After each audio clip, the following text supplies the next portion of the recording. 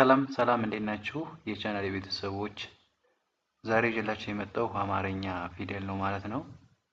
ከሀ ፊደል እስከ ሸ ፊደል ዲቃላዊ ውስብስብ የሚባሉትን ፊደሎች በመጨመር ስምንተኛዎችን ማለት ነው አሳያችኋለሁኝ። መጨረሻ ላይ ደግሞ በፊደሎቹ ተራ አጫጭር ቃላቶችን በሶስት የተመሰረቱ እነሱንም አብሬ ያሳያችኋለሁ። ጀማሪ ከሆናችሁ ፊደል እየቆጠራችሁ ከሆነ ይህን ቪዲዮ እስከ መጨረሻ በማየት ከኔ ጋር አብራችሁ ፊደሎችን እየቆጠራችሁ ደብተር ላይ በመጻፍ ብትከታተሉ ዩቲዩብ ላይ ማወቅ ትችላላችሁ ማለት ነው። ወደዚህ ወደ ጎንና ከመጨረሻ ደግሞ ወደ መጀመሪያ ያደረኩ እየቆጠርኩ አሳያችኋለሁ። እስከ ቪዲዮ መጨረሻ ድረስ አብራችሁ ከኔ ጋር ተለማመዱ። ቀጥታ ወደ ቪዲዮ ገባለሁ። መልካም ቆዩ። እሺ፣ መጀመሪያ የአማርኛ ፊደል ሀ ትባላለች። እቺ ወደ ላይ ዙሪያ ተጻፈችው ማለት ነው። ሀ ሁ ሂ ሃ ሄ ህ ሆ የሚል ድምጽ አላት ማለት ነው። ወደ ጎን ስቆጥሩት መጨረሻ ያለችው እቺ ዲቃላ ወይ ውስብስብ የምትባለው አናት ኋ የሚል ድምጽ ነው የሚኖራት። ኋ የሚል ድምጽ አላት። ኋ ከዛ ሆ መጨረሻው ሰባተኛው ማለት ነው። ህ ሄ ሃ ሂ ሁ ሃ እንደዚህ ከመጨረሻው ወደ መጀመሪያው በመቁጠር ተለማመዱ። እሱን ስታረጉ ፊደሎችን ቅርጻቸውና ድምጻቸውን መለየት ትችላላችሁ። ከዚያ ማንበብ ያግዛችኋል ማለት ነው። ስለዚህ እንደዛ አድርጋችሁ ተለማመዱ ማለት ነው። ከዚህ ከመጨረሻው ወደ መጀመሪያው ኋ ዲቃላዋ ማለት ነው። ሆ የምትለዋ የመጨረሻዋ ይችኛዋ ኋ ዋን በሁለት ፊደል መካከል ነው ድምጽ የሚያወጣው ማለት ነው። ሆ የሚለው ደግሞ መጨረሻው ነው።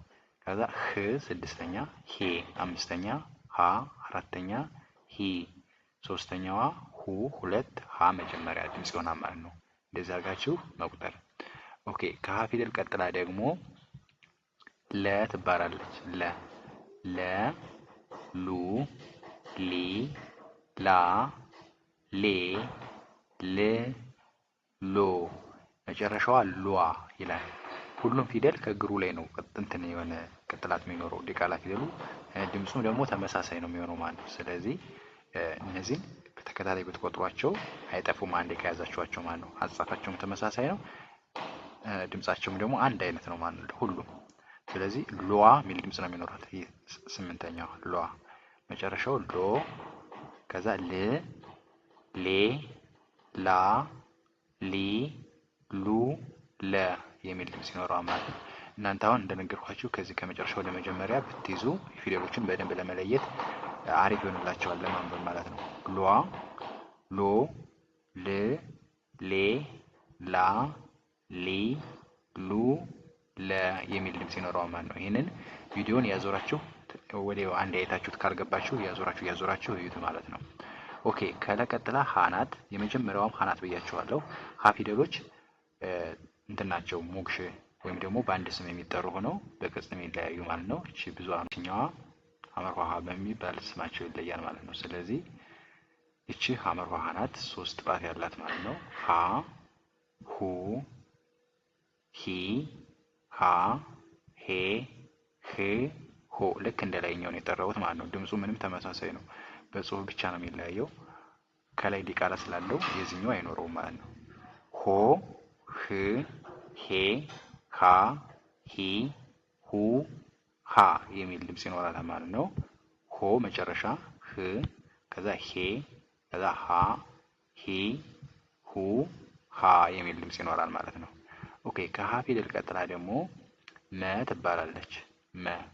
መ ሙ ሚ ማ ሜ ም ሞ መጨረሻ ዲቃላዋ ሟ የሚል ድምጽ ይኖረዋል።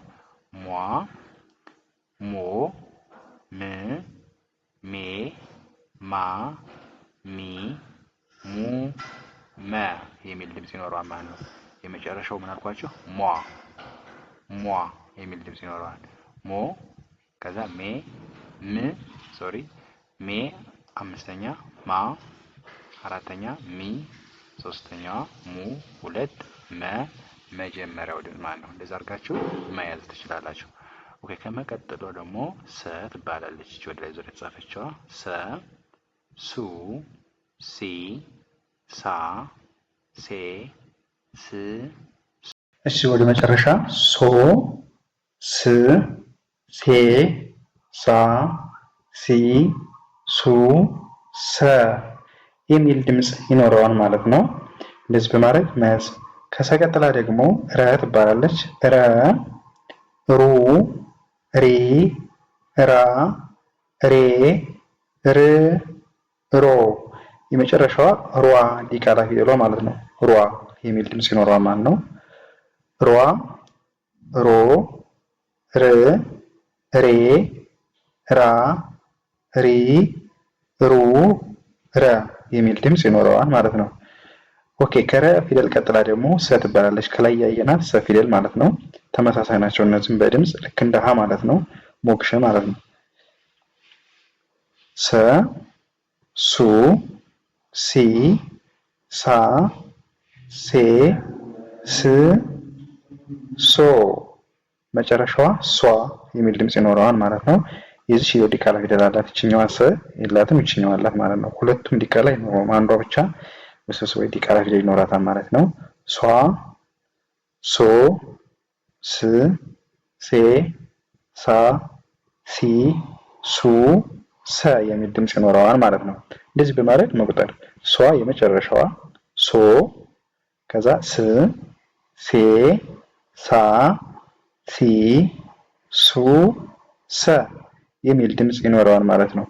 ኦኬ መጨረሻ ላይ የመጣሁላችሁ ሸ ናት። እቺ ሸ ትባላለች። ሸ ሹ ሺ ሻ ሼ ሽ ሾ የሚል ድምፅ ይኖራታል። የመጨረሻዋ ሿ ነው ዲቃላዋ ማለት ነው። ሿ እና ዲቃላዎቹ ሁሉም ከእግራቸው ላይ በዚህ በኩል ያለው እግሩ ቅጥላት ይኖረዋል። ድምፁ ደግሞ አንድ አይነት ነው ማለት ነው። ሿ ከዛ ሾ ሽ ሼ ሻ ሺ ሹ ሸ የሚል ድምፅ ይኖረዋል ማለት ነው። ሿ መጨረሻው ነው። ሾ ሰባተኛዋ ሺ ስድስት ሼ አምስት ሻ አራት ሺ ሶስተኛዋ ሹ ሁለት ሸ የመጀመሪያዋ ድምፅ። እንደዚህ እያደረጋችሁ መቁጠር። ዛሬ ሌላችን መጣው ከሸ ፊደል እስከ ሀ ፊደል ነው ማለት ነው። ከሸ ፊደል እስከ ሀ ፊደል ነው። አሁን መጨረሻ ላይ ከፊደሎቹ መጨረሻ ቃላት መስርቼላችኋለሁ። ቃላቶችን እንዴት እንደምታነቡ አብረን እናያለን። በሀ ተራ ሀ ተጠቅሜ ማለት ነው። ሀ ይችኛዋን ሀ ፊደል ተጠቅሜ ከዛ ገ ከዛ ር ሀገር ይላል ማለት ነው።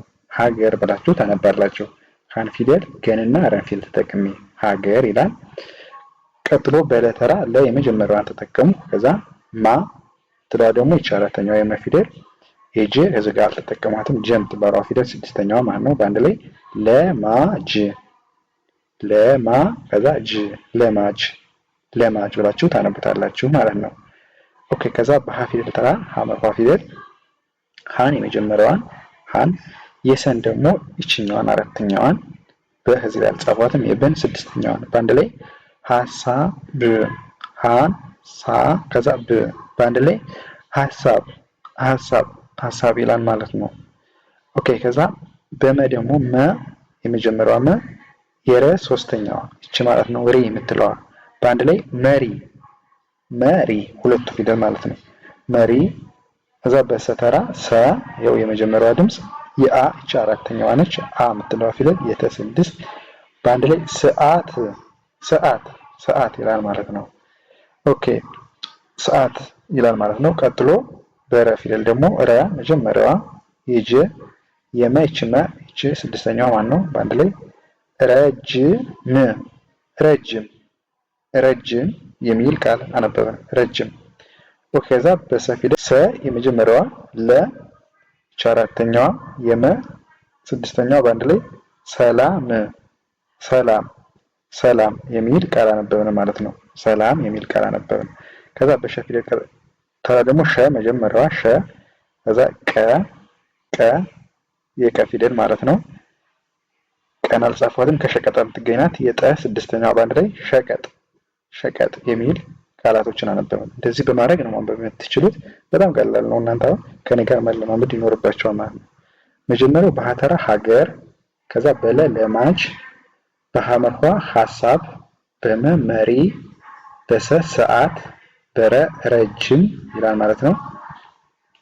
በሰ ደግሞ ሰላም በሸ ሸቀጥ የሚሉ የተለያዩ ቃላቶችን በፊደሎችን እነዚህ ፊደሎች መጀመሪያ በመጠቀም ሰርቼላችኋለሁ ማለት ነው። ከተመቻችሁ እንደዚህ ያደርጋችሁ ተከታተሉ። በተለይ ጀማሪ ፊደል እየቆጠራችሁ ከሆነ ይህ ቪዲዮ ይጠቅማችኋል ብዬ አስባለሁ። እስከ ቪዲዮ መጨረሻ ድረስ አብራችሁ ከኔ ጋር እየተለማመዳችሁ እየጻፋችሁ ተከታተሉ ማለት ነው።